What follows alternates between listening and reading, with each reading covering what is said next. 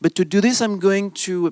I'll need to go back a little bit, back in the history of storytelling, to tell you why today is a very special day, and why today more than ever we need to use data.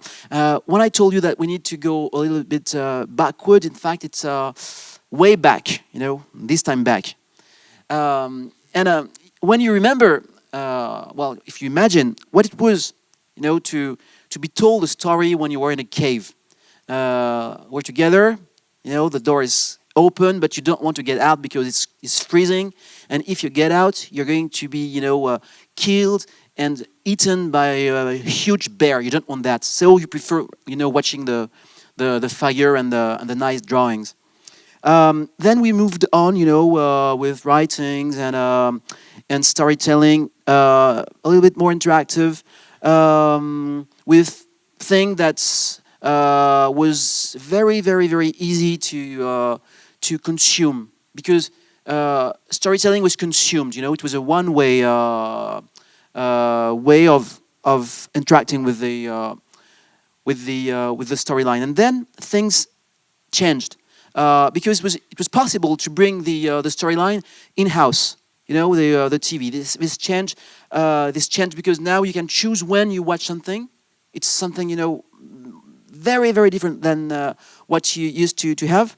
And then we got to this thing. Do you know? Everybody knows GTA.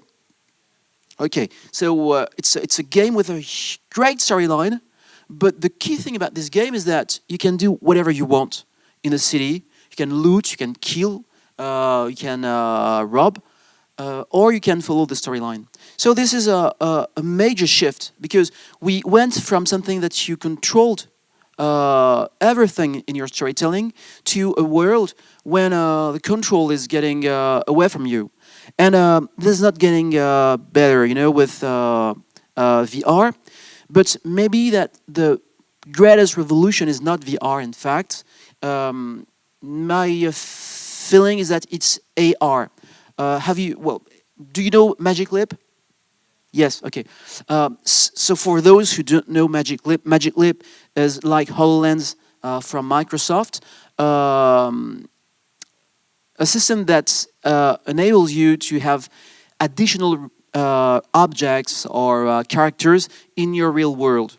And from what I've understood, and for people who told me that it's real, in 12 months, 18 months, let's say 2 years, we'll be able to see characters in your room and very believable, as if they were real. And when you think about it, if we come from the age of the caves to now, there's something, a major change, which is control. We were in a land when we had, as storytellers, a full control of our story, or the way it unfolds, and also on the way that the audience receives it. And now, as everything changes, and when things change, there are two possibilities, and it's what we call a crisis. And the sign in Chinese to describe a crisis is opportunity and risk. It's both things. And